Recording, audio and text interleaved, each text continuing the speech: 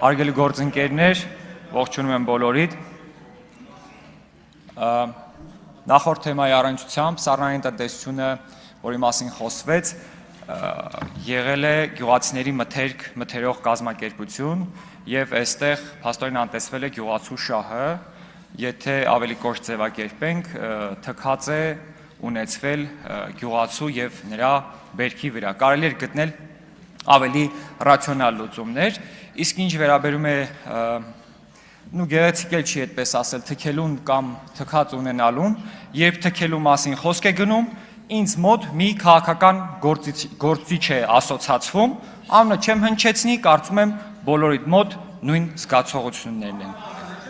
Ալեն Սիմոնյանի մասն է խոսքը, եթե պետք է հնչեցնել։ Այնպիսի տեղ, որտեղ թքած ունենալ երբեք չի կարելի, առավելապես չի կարելի։ Խոսելով պարոն Ղազինյանի թեկնածության մասին, ես համոզմունք ունեմ, որ պարոն Ղազինյանը այնպիսի մարդկային մասնագիտական որակներ ունի, համակարգման, կառավարման այնպիսի փորձառություն եւ փորձ ունի, որը կարողանալու է լավագույնս ի ցույց դնել տարածքային կառավարման եւ շրջակա միջավայրի պահպանության մշտական հանձնաժողովը լավագույն ուղով տանելու համար։ Թեմայի առնչությամբ խոշորացման մասին խոսվեց, խոշորացումը այո ունի բավականին դրական կողմեր։ Ռեսուրսներն են միավորվել, համայնքային աշխատակազմերն են ավելի պրոֆեսիոնալ դարձել, համայնքները այժմ կարողանում են ծրագրերի դիմել, միջազգային կառույցների հետ համագործակցել, միասնական աղբանության համակարգ ունենալ եւ այլն, կարելի է շարքը թվել։ Սրան զուգահեռ մի մինուս կնշեմ, բացասական կողմ կնշեմ, նախկինում երբ համայնքի ավականու անդամները ընտրվում էին մեծամասնական ընտրակարգով, նրանք անհատ մարդիկ էին, ովքեր ունեին անհատական կարծիքներ եւ ըստ էության ավականու կազմում կար բազմակարծություն։ Այսօր այդ բազմակարծությունը չկա, կա միակարծություն, լավագույն դեպքում երկկարծություն, եռակարծություն էլ չգիտեմ ընդհանրապես կա թե չկա։ Այն համայնքները, որտեղ իշխանություն է ձևավորել մի ուժ կոալիցիոն սկզբունքով չի ձևավորվել, այդ ավականու ֆրակցիան պարտաճանաչ գնում է ավականու նիստերին նստում, որպես այդպիսին քննարկումներ տեղի չեն ունենում, հարցը բարձրացվում է, քվեարկությունը լինում է եւ անցնում է առաջ։ Բովանդակային քննարկում այդտեղ չկա, որտեղ չկա բազմակարծություն, այսինքն չկան անհատական տարբերվող կարծիքներ։ Տարածքային կառավարման մասով։ Տարածքային կառավարումը մի տեսակ կորցրել է իր դերը եւ ազդեցությունը։ Այստեղ կամ մարզպետարանների մասով պիտի էական գործառույթների փոփոխություններ տեղ ունենան, կամ այդ կառույցների հաստիկացուցակը վերանայվի ընդհուպ միջև փոքր ներկայացուցչական մարմին թողնելուն։ Որովհետև եթե դիտարկում ենք այն տեսանկյունից, որ մարզպետարանները պիտի այս կամ այն ձևով եւ չափով վերահսկողություն իրականացնեն համայնքների նկատմամբ, ոչ թե կառավարում, այլ վերահսկողություն, որտեղ համայնքի ղեկավարը ղեկավար է, որը չունի ղեկավար։ Բայց երբ հարցը վերաբերում է քաղաքական որևէ ուղղակի կամ անուղղակի դրսևորման, մարզպետարանները շատ արագ համակարգված սկսում են այստեղ գալ, խառնվել, առնչվել, բայց երբ հարցը վերաբերում է նրան, թե որքանով է ռացիոնալ օգտագործվում համայնքի բյուջեն, տեղին է ծախսվում, տեղին չի ծախսվում, ինչի համար ոնց է ծախսվում,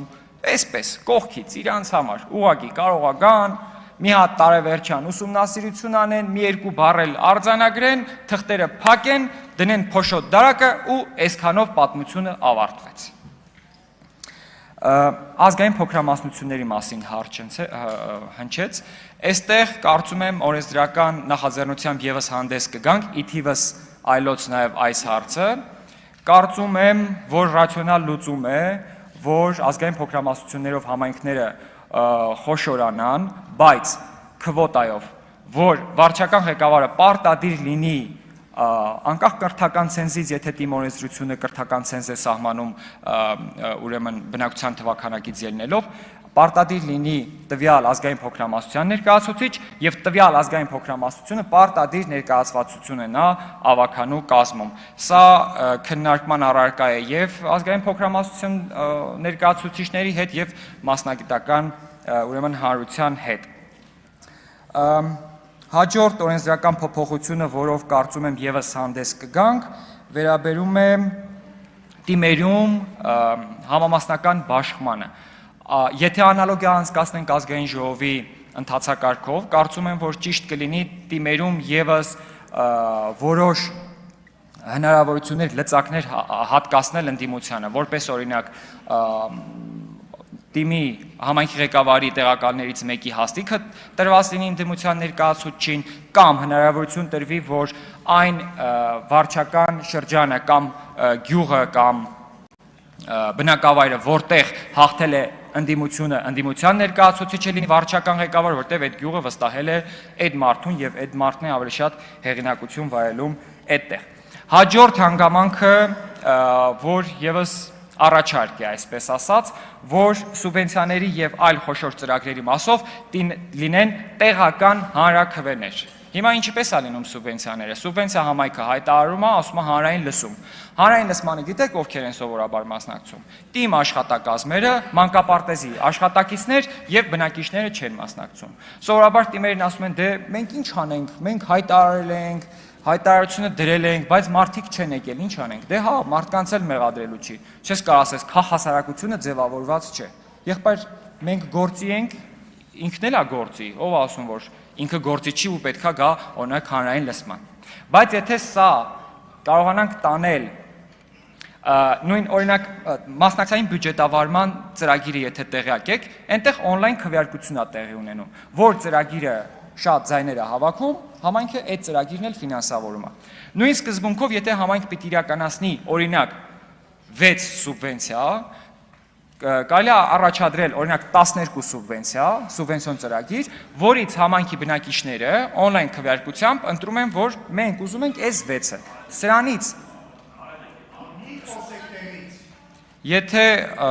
արվելակ ուսումնասիրենք, եթե ոչ սա որպես առաջարկ օրենսդրորեն ձևակերպելու համար, հաջորդը Տիկին Դավոյանը հարց բարձրացրեց հողերի դեգրադացիայի, կոռոզիայի եւ աղակալման մասին։ Տիկին Դավոյան, շատ ուրախ եմ, որ հարցին տեղյակ եք եւ համոզված եմ նաեւ, որ մտահոգված եք։ 2001 թվականից կառավարությունը ծրագիր ունի հողերի դեգրադացիայի չեզոքացման ծրագիր։ Առաջարկս է, որ համատեղ ուսումնասիրենք ծրագրի որ մասն է իրագործվել, որ մասը չի իրագործվել, որ մասի համար օրենսդրական փոփոխությունների անհրաժեշտություն կա, դնենք եւ աշխատենք այդ օրենսդրական փոփոխությունների վրա եւ սրանով կարողանանք արձանագրել դրական տեղաշարժ, որովհետեւ այո, մենք այս մասով լրջագույն խնդիր ունենք եւ կարելի է ասել այս հարցով առավելապես զբաղվում են միջազգային կազմակերպությունները։ Մենք որպես պետություն ունենալով այս խնդիրը հանձը չենք առել։ Իշխանությունները բավարար չափով ռեսուրս, էներգիա, ջանքեր չեն ներդրել, ավելի շատ ջանքեր ներդրել են միջազգային կազմակերպությունները։ Արարատի մարզը ամենաշատ աղակալած հողերն ունի, Վայոց ձորի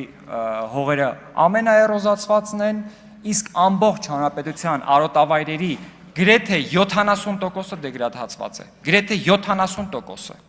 Սա լուրջ մարտահրավեր է մեզ համար ընդհանուր պարենային անվտանգության եւ բնապահպանական տեսանկյունից։ Այսքանը, շնորհակալություն։